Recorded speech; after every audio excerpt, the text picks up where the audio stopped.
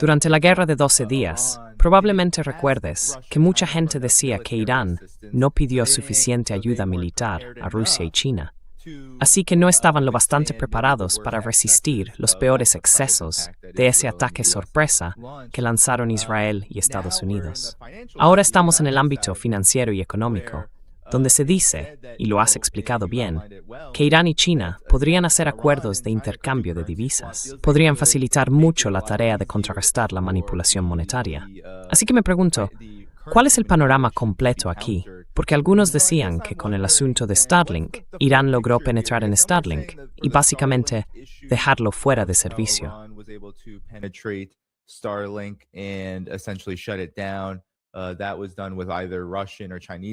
Eso se hizo con tecnología rusa o china. La realidad es que, sí, en esta fase de la guerra por poderes, la guerra que Estados Unidos intenta librar, lograron contrarrestar la revolución de colores, la operación de cambio de régimen, pero aún así ocurrió y causó la muerte de cientos de personas. Se desencadenó inicialmente por, como dijiste, protestas contra la manipulación financiera que tuvo efectos reales sobre el nivel de vida. Entonces, ¿cuál es el panorama completo aquí sobre la conexión entre Rusia y China? ¿Cómo están ayudando y cómo no están ayudando a Irán?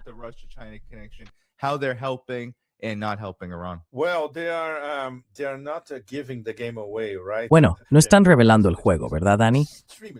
Los rusos y los chinos están siendo extremadamente cautelosos, lo cual es previsible, porque la mayoría de estas cuestiones entran en el ámbito de la seguridad nacional en los tres lados, de hecho. Forma parte de sus asociaciones estratégicas interconectadas y de asuntos de seguridad nacional. Y especialmente en el caso de Rusia e Irán, ¿hasta qué punto es profunda su colaboración militar? Sabemos que es muy, muy profunda. Sabemos, por lo que oímos en Moscú, de los enviados iraníes que van y vienen entre Irán y Moscú para discutir la integración militar, que todos esos IL-76 que aterrizan en Teherán prácticamente a tiempo completo traían material bastante importante. No sabemos exactamente qué. Podría ser cualquier cosa, sistemas de defensa antimisiles, equipos de ciberseguridad, lo que sea.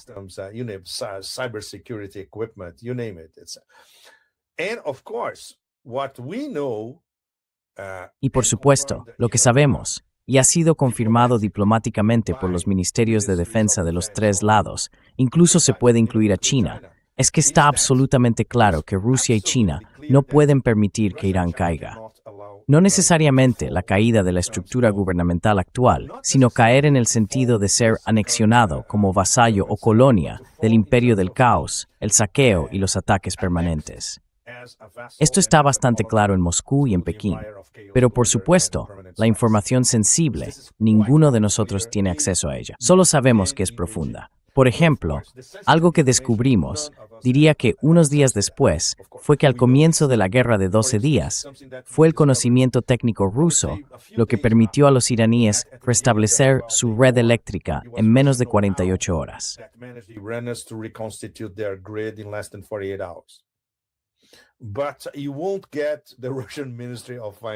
Pero no vas a conseguir que el Ministerio de Defensa ruso diga eso públicamente.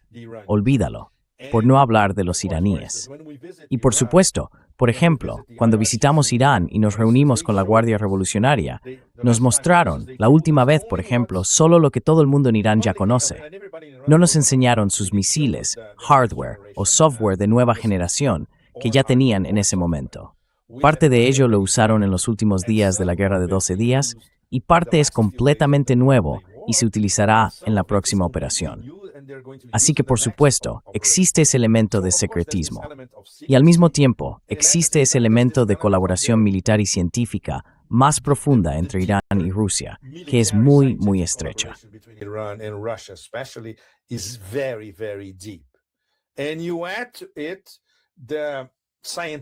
Y a eso se suma la calidad científica que se observa en las mejores universidades iraníes, algo que sería la envidia de prácticamente toda Europa y de la mayor parte de Estados Unidos. Así que es inmensamente impresionante. Pero conceptualmente, está muy claro para los iraníes, los rusos y los chinos. Esta es nuestra lucha por la integración euroasiática. Y todos sabemos que el imperio solo tiene una oportunidad, porque la única forma que tienen de desestabilizar un cruce significativo en Eurasia sería a través de Irán. Turquía. Turquía es diferente. Turquía es el muro de Estambul, como hemos estado comentando. Es el límite entre la OTAN y Eurasia. Pero Turquía sigue al otro lado del muro, sentada en la valla, aún, infinitamente, ¿verdad?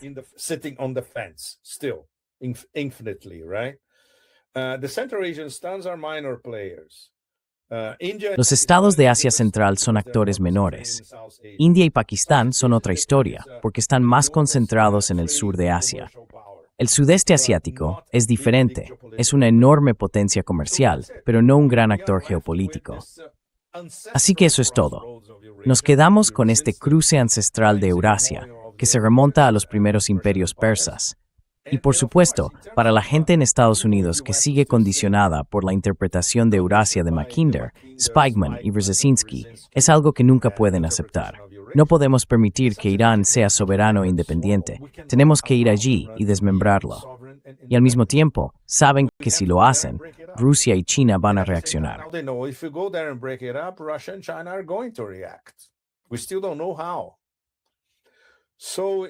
Todavía no sabemos cómo. Así que, ya sabes, este es el nuevo gran juego en acción. De hecho, durante las últimas 4 décadas, desde el inicio de la Revolución Islámica. En aquel momento, es fascinante. Nadie sabía que la revolución tomaría el rumbo que tomó. Mucha gente esperaba que el Partido Comunista tuviera un papel destacado, y al final, esa no era exactamente la idea del estamento clerical. Porque en la historia de Irán, y esto es algo que debemos tener en cuenta, siempre ha existido esa alternancia entre el poder clerical y el poder monárquico. Y estamos en uno de esos periodos históricos de la historia iraní. Sí, por supuesto nunca volveremos a tener un monarca, especialmente cuando hay un payaso que pretende serlo, ¿verdad?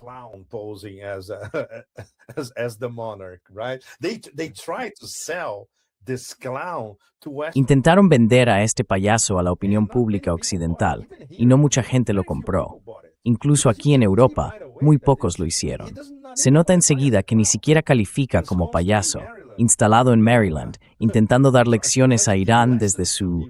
es patético. Así que no tienen un plan de sustitución. El único plan que tienen es hacerlo volar todo por los aires. Ya sabes, esta es esa famosa lista de deseos para Persia de la que todo el mundo habla. Es un documento bastante patético, por cierto. La gente sigue mencionándolo, bla, bla, bla, pero no, solo describe escenarios de destrucción. Eso es todo. En el sentido de, vale, creemos el nuevo Irak, creemos la nueva Libia. ¿Crear? No, hombre. Destruir, como destruimos Irak, como destruimos Libia y como destruimos Siria a largo plazo.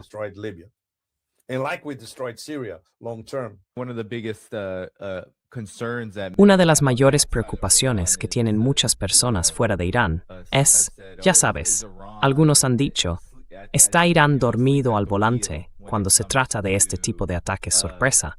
¿Se están preparando? En tu artículo escribiste, y quiero volver a mencionarlo, que tenías toda una sección sobre cómo Irán contrarresta una guerra de cambio de régimen.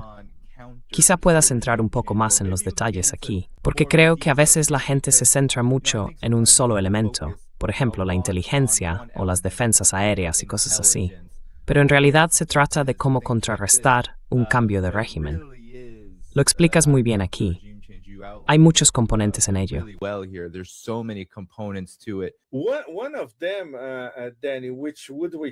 Uno de ellos, Danny Haiphong, que probablemente requeriría un artículo aparte, es que el gobierno convocó a los bazaríes para mantener reuniones, escucharles sobre el coste de la vida, lo que sus clientes compran o dejan de comprar, o de lo que se quejan, y así sucesivamente, justo al comienzo de las protestas.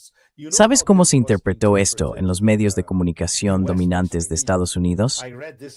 Lo leí en algunos informes de grupos de expertos. Los bazaríes han abandonado al gobierno, así que esto se ha acabado para Khamenei y los mulás. Fue exactamente lo contrario. El gobierno llamó a los bazaríes para hablar con ellos y decirles, mirad, no tenemos mucho dinero en efectivo, pero ¿cómo podemos ayudar a vuestro negocio?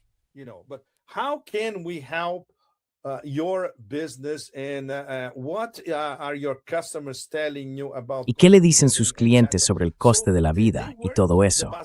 Así que el Bazar y el gobierno estaban hablando desde el principio. Cuando tuvimos la Revolución Islámica en el 78-79, era una historia completamente diferente, porque los bazaríes estaban en contra del Shah. Los bazaríes se rebelaron contra el Shah. Es completamente distinto.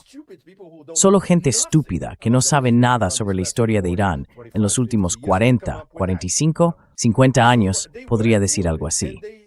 Así que estaban preocupados. Y el debate en Teherán, de acuerdo, eso incluye la gestión económica en varios niveles. Está bien, eso existe, pero no se puede subestimar el efecto absolutamente tóxico de más de 40 años de sanciones sobre la vida cotidiana en todo Irán.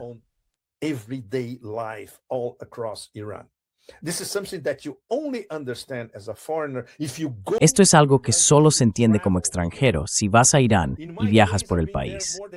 En mi caso, he estado allí más de 10 veces y que regreso siempre me sorprende la degradación, especialmente de la infraestructura. Está directamente relacionada con los efectos de esas sanciones absolutamente terribles.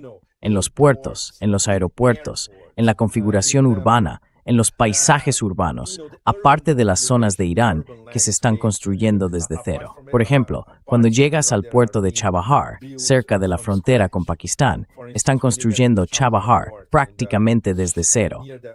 Esa es otra historia, porque saben que será un gran centro en el futuro.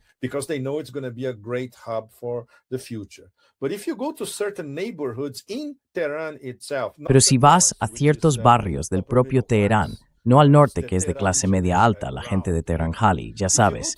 Si vas al sur de Teherán y a las afueras del sur de Teherán, que son básicamente de clase trabajadora, en su mayoría muy pobres, la infraestructura está en decadencia. La infraestructura es, como mucho, de mediados de los años 70, y ahí se quedó. Luego todo se detuvo.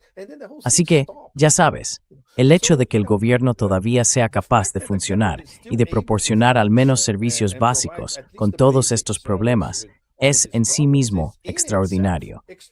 Y no olvides que las necesidades básicas de una familia iraní, como el gas y la electricidad, están subvencionadas por el gobierno.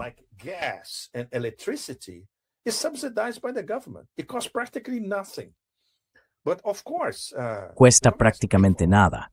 Pero por supuesto, al final, el gobierno tiene que pagar por todo eso. Y obviamente, hay límites enormes. No hay mucha ayuda externa sustancial, algo a lo que aludí en mi columna. Es una cuestión muy controvertida, y solo los chinos, solo Pekín, diría yo, quizá unos pocos altos funcionarios en Pekín, podrían responder a esta pregunta. ¿Por qué no ayudaron a Irán cuando era evidente que había un ataque especulativo contra el rial? Esto es algo que los chinos podrían haber hecho, ya sabes, tomando una pequeña parte de sus gigantescas reservas de divisas. Les habría costado una nimiedad, y no lo hicieron. Esto es algo que deberíamos preguntar a las autoridades de Pekín.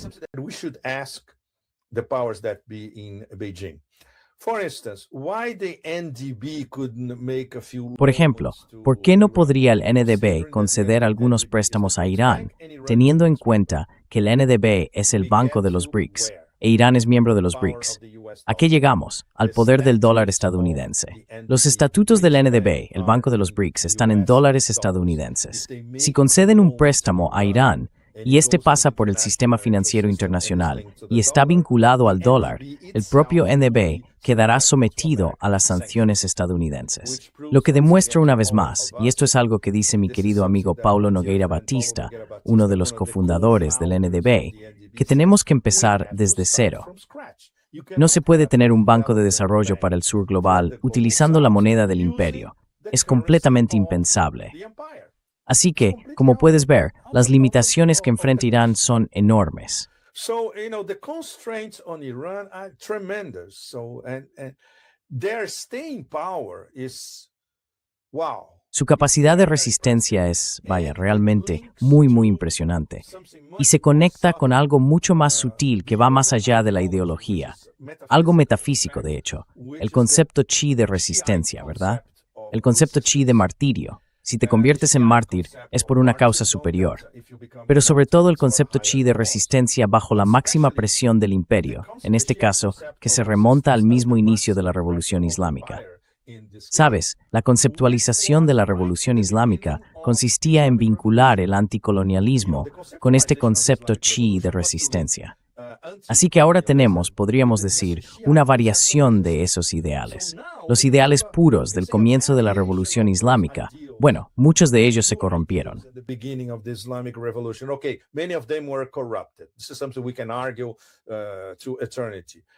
Esto es algo sobre lo que podríamos discutir por toda la eternidad. Pero esta chispa inicial, digamos, el anticolonialismo y la resistencia espiritual, es lo que estamos viendo ahora en Irán tras esta fallida operación de cambio de régimen. Se percibe un renovado sentido de, sí, tenemos que luchar contra este nuevo poder imperial colonial, y debemos profundizar en nuestra conceptualización chi del espíritu de resistencia. Así que, al final, el imperio, una vez más, le hizo un favor a Irán. La historia actúa de maneras misteriosas, normalmente con una dosis de justicia poética. Y la justicia poética que vemos ahora es que, de acuerdo, ahora vamos a resistir aún más. Lo cual, ya sabes, nos devuelve a aquella famosa formulación del asesor estratégico. Famous articulation by the strategic advisor. Yep. Maybe, Sí. Y quizá para terminar, porque quiero hablar de otros aspectos del impulso euroasiático del imperio de los Estados Unidos, especialmente del neocon Calígula y su imperio de saqueo. Pero sí tienes, ya sabes, por supuesto, Netanyahu. Mencionaste ese informe del grupo de expertos, El camino hacia Persia. Lo que resulta tan interesante ahora, después de esta operación, Pepe, es cuando oyes a Netanyahu decir cosas como las que dijo hoy en ese supuesto Parlamento de Israel. Dijo que si Irán ataca a Israel, actuaremos con una fuerza que Irán aún no ha conocido. Y luego dice, Irán nunca volverá a ser lo que fue. Pero el lenguaje no es ofensivo, es sí, Irán nos ataca. Ha habido un pequeño cambio en cómo se está viendo esto.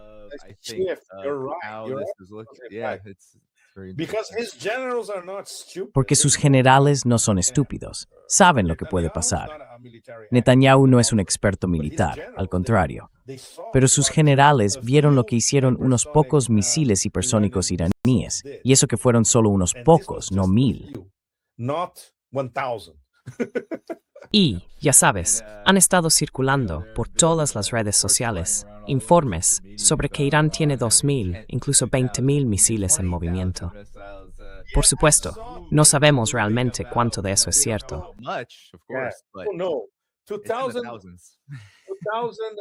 No, 2.000 ya es demasiado. Rusia no tiene 2.000 misiles hipersónicos. Así que si Irán tiene 100, eso ya es... Vaya, porque hasta donde recordamos, creo que al final de la guerra de 12 días lanzaron menos de 10, y eso ya fue...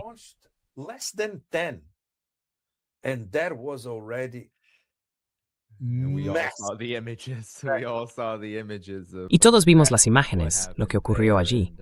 Se hicieron virales. Y sí va a ser interesante, porque en Estados Unidos, incluso Pepe, la aprobación del público encuestado en el país es muy baja respecto al ataque de Irán. Y el pretexto fue muy curioso. Trump dijo que se trataba de proteger a los manifestantes, de salvar a los manifestantes, y fue exactamente lo contrario. Lo interesante de eso es que era justo el tipo de lenguaje opuesto al que usaba incluso en los primeros días de su administración. Así que fue una inversión total. Esta vez sonaba como alguien del Beltway, y es probable que tenga que sonar así de nuevo para invocar el tipo de pretexto necesario para atacar. Porque, como dijiste, el USS Lincoln, los cazas y todo tipo de cosas se están moviendo en esa dirección.